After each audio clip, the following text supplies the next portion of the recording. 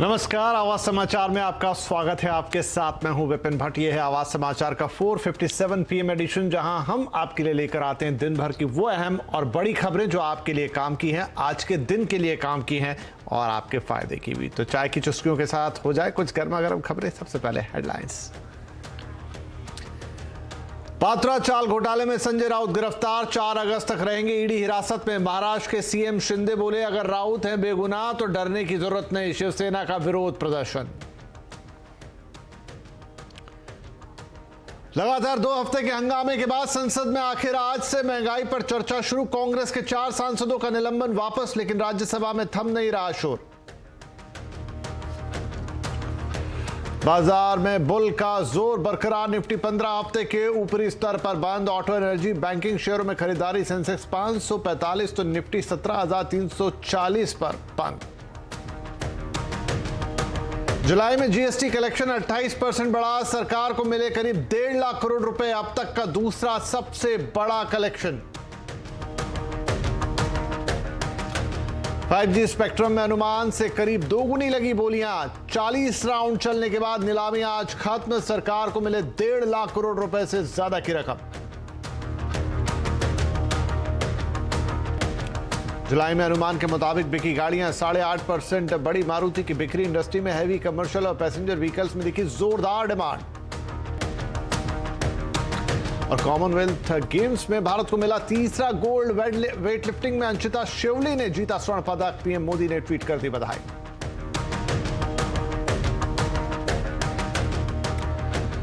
तो इन ढेर सारी खबरों के बीच रुक करेंगे इस वक्त हम महाराष्ट्र का, जहां शिवसेना के सांसद संजय राउत को एक बड़ा झटका लगा है। गिरफ्तारी के बाद पीएमएलए कोर्ट ने अब उन्हें 4 अगस्त तक ईडी की हिरासत में भेज दिया है। वैसे ही ईडी ने 8 दिनों के लिए उनकी रिमांड मांगी थी।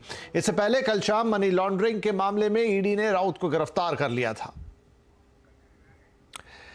चलिए अब थोड़ा और अपडेट लेते हैं इस मामले पर। हमारे संवाददाता विवेक गुप्ता हमारे साथ मुंबई से जुड़ रहे हैं, उनसे पूरा अपडेट लेंगे। तो विवेक, कल देर रात उनकी गिरफ्तारी, उनसे लंबी पूछताछ और फिर आज संजय राउत को फाइनली 3 दिन के लिए ईडी की हिरासत में भेज दिया और पूरी राजनीति भी गर्म है। महाराष्ट्र में काफी बयान आ रहे हैं, इस वक्त क्या अपडेट है?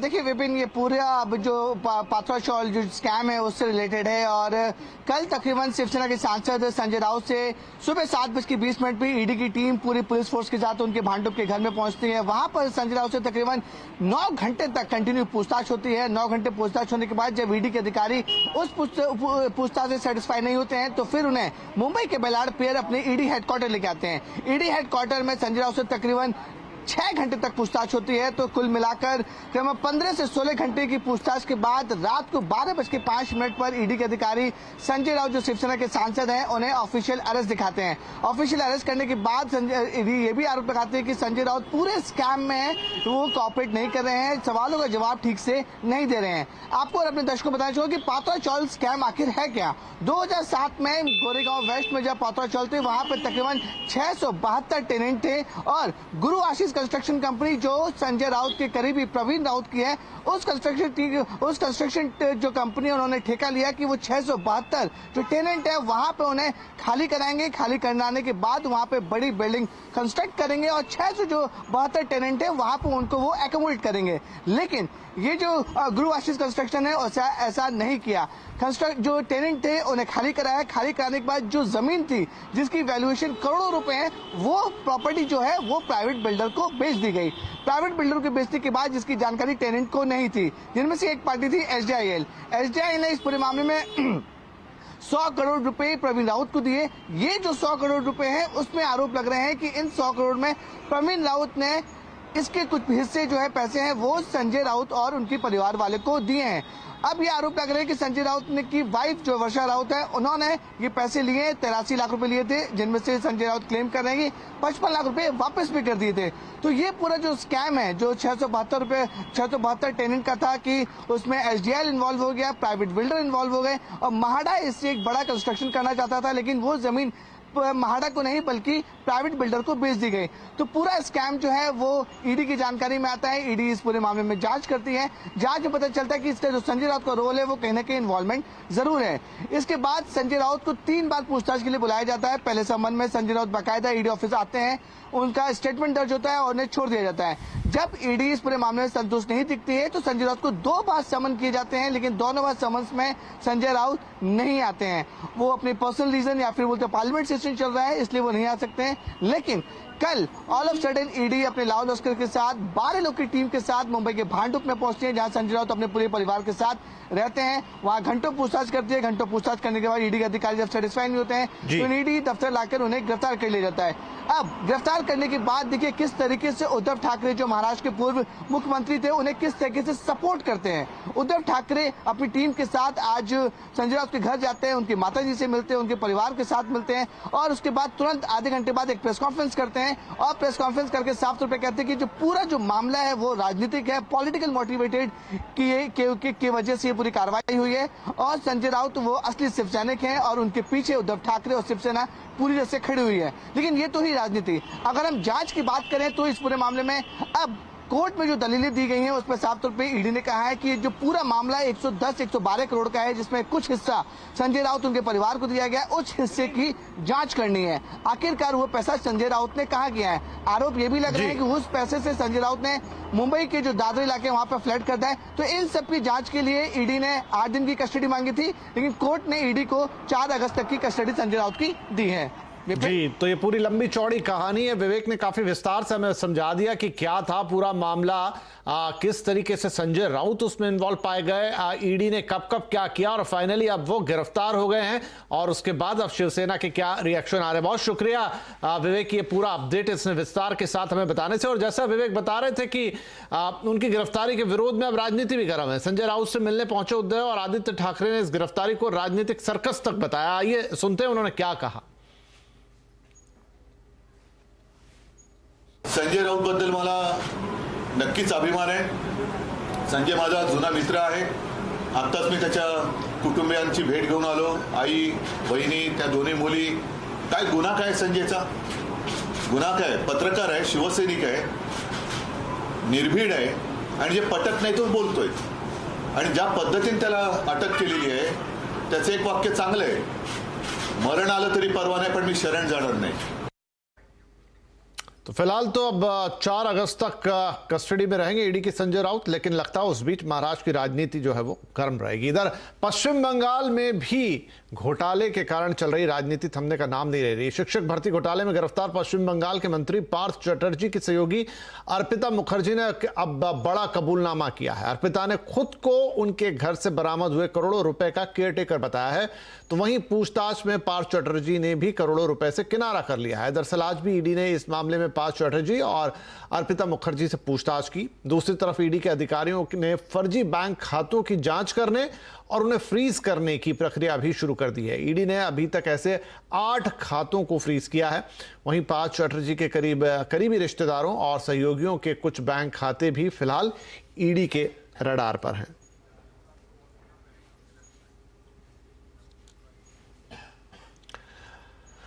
चलिए अब रुक करते हैं नई दिल्ली का और संसद का। लगातार 2 हफ्ते के हंगामे के बाद आज आखिरकार महंगाई के मुद्दे पर लोकसभा में चर्चा शुरू हो गई। विपक्ष के हंगामे की वजह से संसद में महंगाई पर चर्चा नहीं हो पा रही थी। आज कांग्रेस के सांसद मनीष तिवारी ने महंगाई पर चर्चा की शुरुआत की।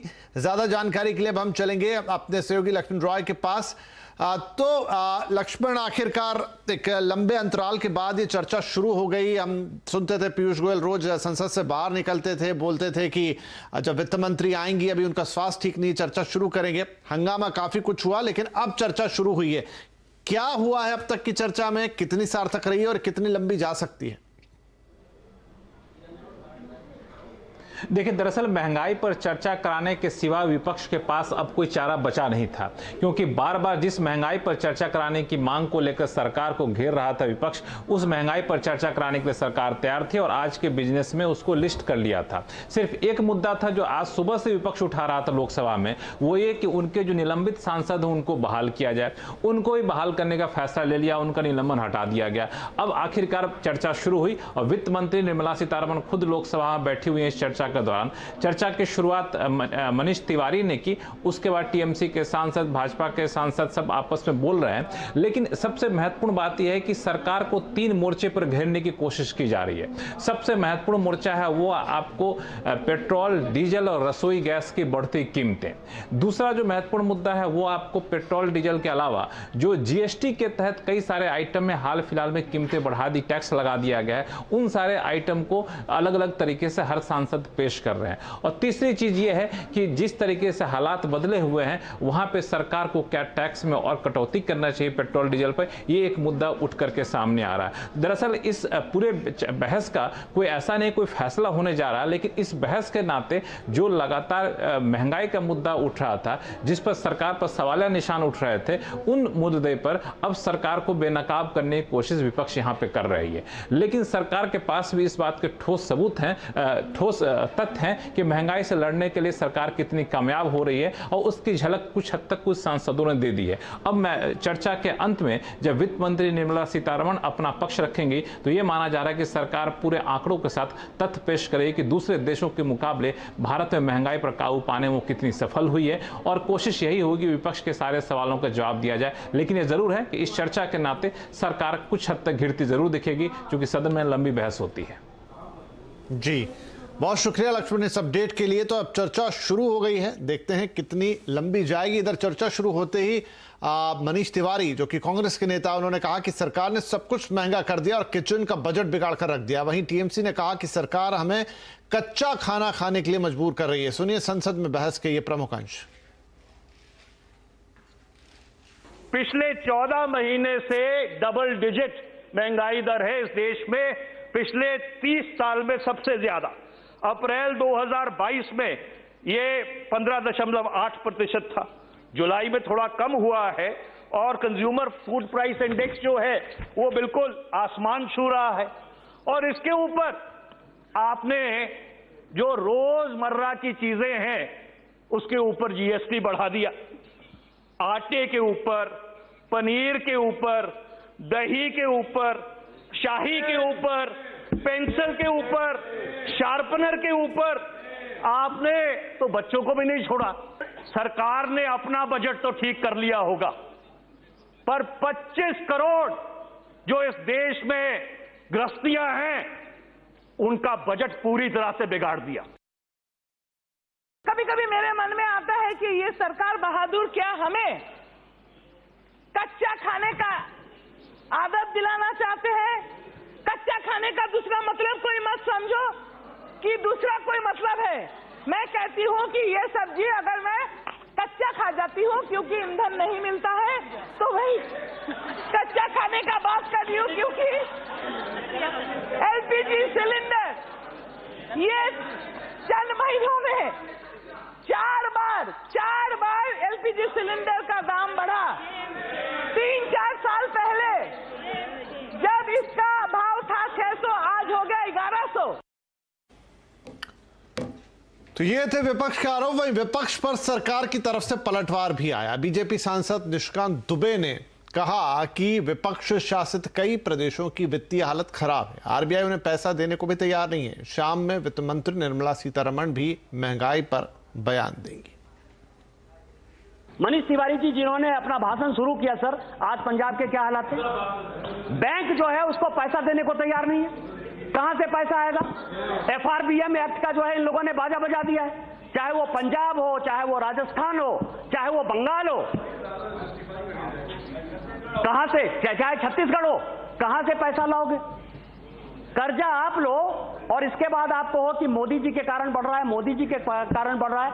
आज जो है कई एक जो अपोजिशन रूल्ड स्टेट हैं, चाहे वो तेलंगाना हो, चाहे वो पंजाब हो, चाहे वो छत्तीसगढ़ हो, चाहे वेस्ट बंगाल हो, आज रिजर्व बैंक ऑफ इंडिया उनको पैसा देने को तैयार नहीं है। तो संसद में महंगाई पर घमासान चल रहा है। महंगाई से निपटने का क्या है समाधान? आज आवाज अड्डा में इसी पर हो रही है बड़ी चर्चा। शाम 7:57 पर महंगाई पर पारा हाई। चलिए अब जरा बाजार का हाल देख लेते हैं। बाजार में बुल का आज जोश बहुत हाई था और आज बाजार ने तेजी का चौका भी लगा दिया। निफ्टी करीब 200 अंक चढ़कर 15 हफ्ते के ऊपरी स्तर पर बंद हुआ तो सेंसेक्स 545 अंक चढ़ा। ऑटो एनर्जी बैंकिंग शेयरों में आज खरीदारी रही। मेटल कंज्यूमर गुड शेयरों में भी आज तेजी देखने को मिली। मार्केट का पूरा हाल समझाएंगे हमें सुमित मेहरोत्रा। तो सुमित, एक्शन कहां था? देखिए, बढ़िया रफ्तार हफ्ते के पहले कारोबारी सत्र में भी आज मार्केट से बनते हुए दिखाई पड़ी और जो तेजी थी वो थी आज ऑटो स्पेस के नाम पे। शानदार तेजी आज ऑटो सेक्टर के अंदर बनते हुए दिखाई पड़ी। इनफैक्ट इंडेक्स के जो टॉप 2 गेनर्स भी आपको ऑटो से ही दिखाई पड़ेंगे। एमएनएम तो इनफैक्ट ऑल टाइम हाइस पर पहुंच गया। अदानी पोर्ट, ओएनजीसी, कुछ और ऐसे नाम जहां पे 3 से लेकर 5% तक का मूव बनता हुआ दिखाई पड़ा। निफ्टी के टॉप लूजर्स में सन फार्मा नंबर से बाद करीब 2.5% नीचे, एचडीएफसी लाइफ 2% नीचे, एचयूएल 1.5% नीचे और ब्रिटानिया 1.25% के आसपास की बिकवाली यहां बनते हुए दिखाई पड़ी। साथ ही साथ अगर मिड कैप के टॉप गेनर्स की बात करें तो आईडीएफसी फर्स्ट बैंक नंबर्स के बाद 12% का उछाल, पीबी फिनटेक 7.5% चढ़ा, मन्नापुरम फाइनेंस 5.5% ऊपर और गुजरात गैस 5.5% की बढ़त यहां पर भी आते हुए दिखाई पड़ी। मिड कैप के लूजर्स में फोर्टिस हेल्थकेयर 2% नीचे, इमामी 1.5% नीचे, डालमिया भारत 1% नीचे और स्कॉट्स करीब 0.5% की बिकवाली यहां आते हुए दिखाई पड़ी। एफ&ओ के टॉप गेनर्स में IDFC first, rain industries numbers के बाद चला, टाटा मोटर्स और पीएनबी करीब 6.5% तक का मूव यहां भी रहा। एफ&ओ के टॉप लूजर्स की बात की जाए तो उसमें एमसीएक्स नंबर्स के बाद टूटा, जीएमआर नंबर्स के बाद टूटा, सन फार्मा में प्रेशर रहा और आईओसी करीब 2.5% की बिकवाली नंबर्स के बाद यहां पर भी आते हुए दिखाई पड़ी। आज ऑटो का दिन था तो टाटा मोटर्स, एमएनएम, सोना बीएलडब्ल्यू और अशोक लेलैंड करीब 3.5 से लेके 6.5% तक चले और साथ साथ banks, IDFC first, PNB, Kotak Mahindra bank, बंधन बैंक, ये सभी वो नाम थे जो कि 2.5 से लेके 12% तक आज चलते हुए दिखाई पड़े। जी सुमित, शुक्रिया। तो ये था आज का बाजार जिसने हफ्ते की है शानदार शुरुआत। और अब बात करेंगे आजादी के अमृत मंथन की, हमारी खास सीरीज की। देश अपनी आजादी के 75 साल का अमृत महोत्सव मना रहा है। इन 75 सालों में देश ने लंबा सफर तय किया है। सीएनबीसी आवाज भी इस अमृत महोत्सव का हिस्सा बन रहा है। हम आपको अलग अलग सेक्टर्स की तस्वीर दिखाएंगे जिन्होंने देश को नए मुकाम तक पहुंचाया है। इस कड़ी में आज पेश है बैंकिंग सेक्टर के सफर की शुरुआती झलक।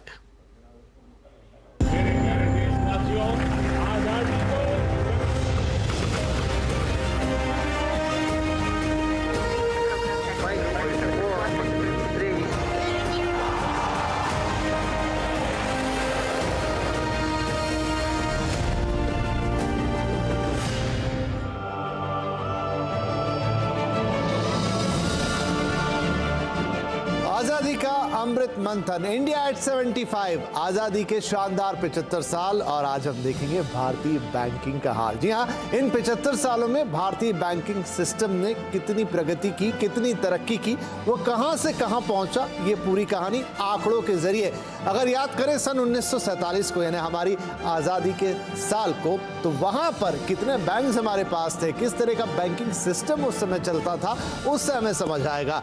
1947 में 97 शेड्यूल बैंक्स भारत में मौजूद थे। उसी तरह नॉन शेड्यूल बैंक्स की संख्या पर नजर डालें तो वो थी 557। इसके अलावा देश में कई कोऑपरेटिव बैंक्स भी थे जिनकी संख्या आजादी के वक्त थी 395, यानी 395। यानी ये आज से 75 साल पहले हमारी बैंकिंग की तस्वीर है।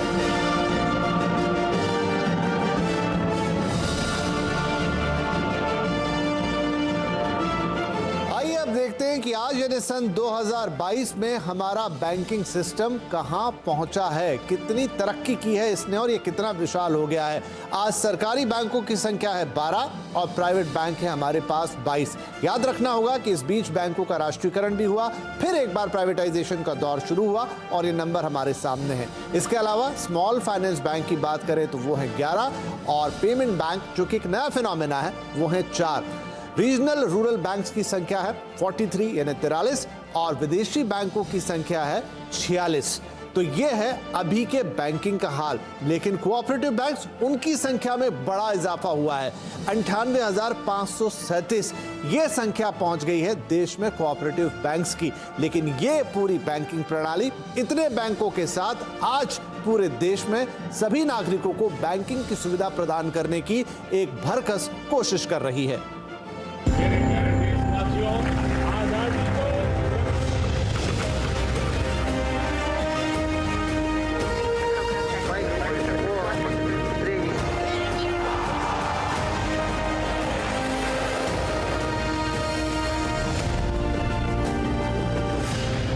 तो ये था आंकड़ों के आधार पर बैंकिंग सेक्टर, लेकिन इसका अगला भाग आखिरकार ढेर सारी सुविधाओं का इस्तेमाल करते हैं, कितनी ब्रांचेस हैं, कितने क्रेडिट कार्ड हैं, कितने डेबिट कार्ड हैं, यूपीआई ने कितनी तस्वीर बदली है बैंकिंग की, ये भाग 2 में आपको दिखाएंगे। अब बात करेंगे कॉमनवेल्थ गेम्स की। आज कॉमनवेल्थ गेम्स का चौथा दिन है। अभी तक भारत के खाते में 6 पदक आए हैं, जिनमें 3 गोल्ड मेडल और 2 सिल्वर और 1 ब्रॉन्ज मेडल शामिल है। आज के शेड्यूल की बात की जाए तो भारत 7 खेल इवेंट्स में हिस्सा लेगा।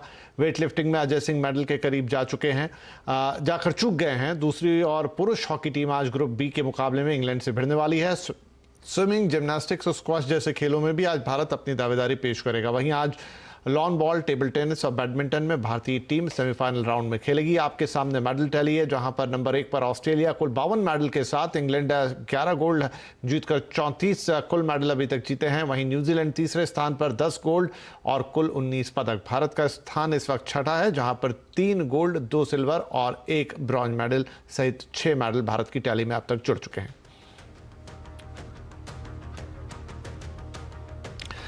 बारहवीं के बाद साइंस के साथ कैसे चुने करियर? ट्रेडिशनल करियर से आगे की बात देखिए करियर काउंसलर के साथ आज कंज्यूमर अड्डा में शाम 5:57 पर 12वीं के बाद साइंस क्या है ऑप्शन, जरूर जुड़िए हमारे साथ।